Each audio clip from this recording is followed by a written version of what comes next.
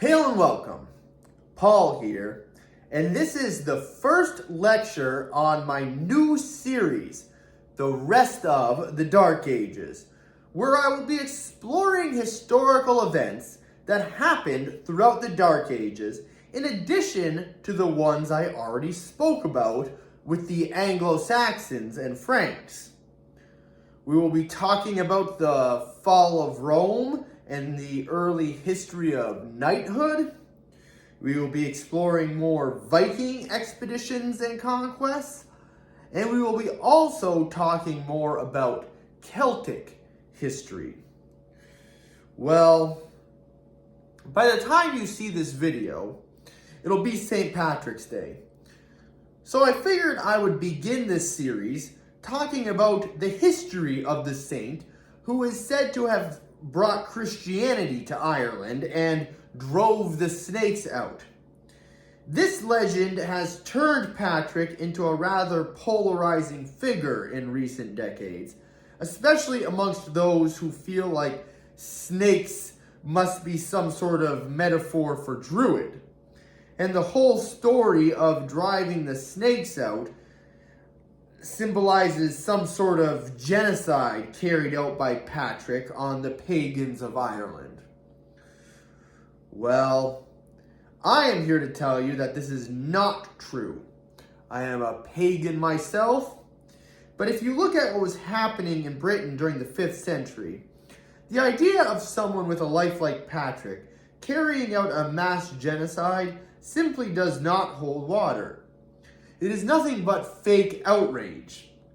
Now, we are living in a day and age where certain holidays are being called out for their questionable origins, such as Columbus Day and Thanksgiving, which we have learned are both associated with genocide on Native American peoples. St. Patrick's Day has in recent times received similar attention, both by neo-pagans who are convinced that Patrick killed all who refused to convert, and also by some uninformed Irish Americans who feel that Patrick was one of the earliest examples of English imperialism over the Irish. They will look at more recent conflict between the UK and Ireland, thinking it all goes back to Patrick in the 5th century, and thus will say that St. Patrick's Day should not be the Irish day of celebration that it is known for being. The problem with this is that St. Patrick was certainly not English. He was British, but not English. He was not an Anglo-Saxon or Jute. He was a Romano-Briton. During this period, the Britons were in a particularly weak place after the Roman departure from Britain, which left them pretty defenseless, and they were besieged by Saxon invaders from the east and Irish raiders from the west. The thought of a British monk having the means to command an army to conquer an entire country and convert everybody to his religion is hilarious, let alone a country with much more formidable warriors and powerful kings. Now, if you want to go down a rabbit hole of Christians persecuting pagans in the Dark Ages, you should watch the series I just finished on the Frankish Empire. The Franks forced Christianity on the heathen Frisians and the Old Saxons in the modern-day Netherlands and Germany. Now that was a genocide on pagans. All St. Patrick did was preach to a few kings and their nobles. His life was, however, pretty interesting, so I will tell it to you briefly. For one, nobody really knows exactly where in Britain St. Patrick was born. We know he was a Celtic Briton, but there is much debate over whether he was from Wales, Cornwall, or Cumbria. There are two sources we have for St. Patrick's life, and they are both written by the saint himself. The first is his letter to the soldiers of Coroticus, an unknown warlord, where he condemns these soldiers for killing and enslaving Irish Christians. The second, which we get more information from, is the Confession of St. Patrick, a memoir he wrote in his old age that is full of lament. He was born around the year 385 into a wealthy Roman family that had been Christian for 3 generations. In his confessions, Patrick claims to have been a non-believer in his youth, despite being raised in the church. Now, this does not necessarily indicate that Patrick was a pagan, but simply a sinner, and somebody who was not very pious. This all changed when Patrick would be captured by Irish raiders at age 16 at his family's villa at Banavum Tabernai. At the time, the sea between Ireland and Wales was besieged by pagan pirates hungry for plunder. It is said that it was during Patrick's captivity, where he worked as a shepherd, that his spiritual development began. After 6 years in captivity, Patrick finally was able to return home to Britain, where he studied the Christian faith and spread his religion in the west of Britain. He also spent a portion of his life in Gaul, modern-day France, learning from the Gallo-Roman Church. After years of studying and spiritual growth, Patrick would return to his place of enslavement and preach Christianity in Ireland. However, not every Irish community was as welcoming to him. It was a mixed reception, to say the least. He eventually found sanctuary in the north, in Ulster. It is said that he baptized folk by the thousands and ordained priests to lead Christian communities. However, there is no evidence of a mass genocide carried out by Patrick. Quite frankly, someone of Patrick's social status would not have the means to carry out such a genocide. He was not a king or a warlord. Now, that is not to say that some kings he converted did not treat pagans unfairly. The Dark Ages were defined by tension between pagans and Christians all over Europe. Now, the interesting thing about the conversion of the Irish is that Ireland was a land completely unconquered by Rome, unlike Britain. When the Romans conquered Britain in the 1st century, they still practiced Greco-Roman polytheism. And when the Roman legions slaughtered the British Druids on the Isle of Anglesey in North Wales, it was not a spiritual matter, but a matter of Roman dominance and allegiance to the empire. The Britons eventually would lose their native Celtic identity and become a more Romanized culture.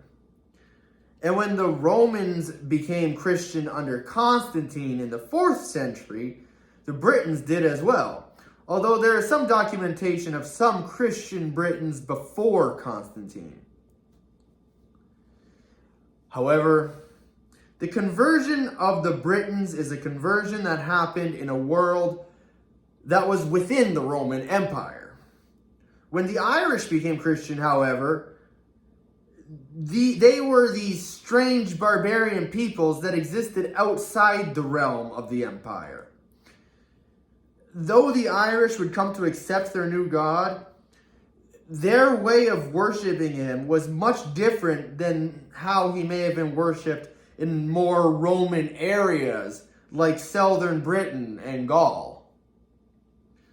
Throughout the 5th and 6th centuries, this unorthodox form of Christianity would be spread throughout Ireland. Gaelic insular Christianity, or Celtic Christianity, which would eventually be brought back to Britain. In Celtic Christianity, monks would live as hermits to contemplate the Holy Spirit and there was a strong connection to their old Celtic folk traditions. They simply were applying them to a new god. So, St. Patrick, a Romano-Briton, would bring Christianity to Ireland in the 5th century. And then, throughout the course of the next 2 centuries, the Irish would bring Christianity back to Britain. In the late 6th century, St. Columba would spread Christianity amongst the pagan Picts of Scotland. Columba played a crucial role in the birth of Scotland and the kingdom of Dal Riata, which we will learn about in a later lecture. Then throughout the 7th century, Irish Christians would spread Christianity in Britain to the new superpower there, the Anglo-Saxons. Many Anglo-Saxons already were practicing Christianity at the time, however. The South had largely been converted by Italian and Frankish missionaries in the 6th century. Many still followed the heathen religion, however, the same paganism that the later Vikings followed. The northern kingdom of Northumbria had been introduced to Roman Christianity in the early 7th century, but the form of Christianity that would really make an impact up there was Irish Christianity, after King Oswald returned from his exile in Scotland with many Irish and Scottish churchmen.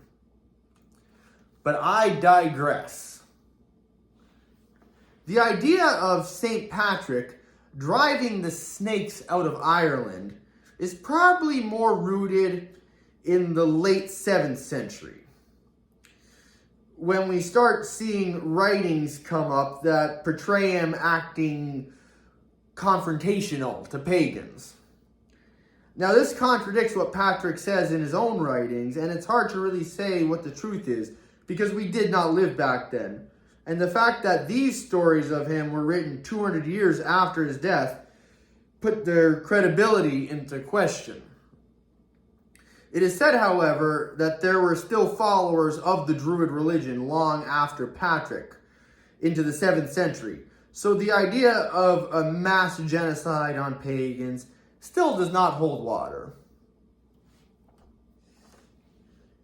In the 7th century, the aforementioned Saint Columba was said to have had banished snakes and toads from Ireland in his biography.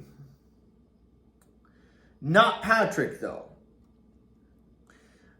Now, the idea of comparing pagans to reptiles and amphibians means that Christians saw them as being serpent-like, like demons. Though these stories of saints banishing them would have more likely have been metaphoring them, sort of planting the seeds of evangelicalism and Christianity that would gradually bring an end to paganism, rather than referencing a mass genocide of sorts. Now, the first thing we see about Patrick banishing the snakes from Ireland came in the 12th and 13th centuries, mostly from the writings of Gerald of Wales. St. Patrick is also associated with shamrocks. The reason for this is because it is said that he would preach with a shamrock, comparing the 3 leaves to the Holy Trinity. This is questionable, however, as this story was not written down until the 18th century. But it is worth noting that triple deities were already very common in pagan Ireland, which made it easier for Patrick to preach the Trinity to them. Now, finally, why do we celebrate St. Patrick's Day on March 17th? Well, because March 17th is thought to have been the date that he died, in the year 461.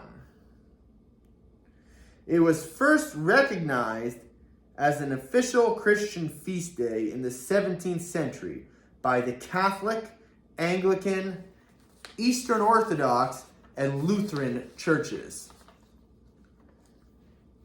Throughout the 18th and 19th centuries, it would grow into a holiday for the Irish to celebrate their heritage and national identity, and would also become a day associated with drinking alcohol and feasting, which it still is to this day.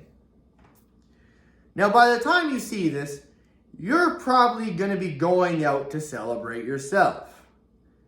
And now you know a little more about the holiday you're celebrating, so my job here is done. This has been Paul Lennon, teaching you about the Dark Ages. Go and be well.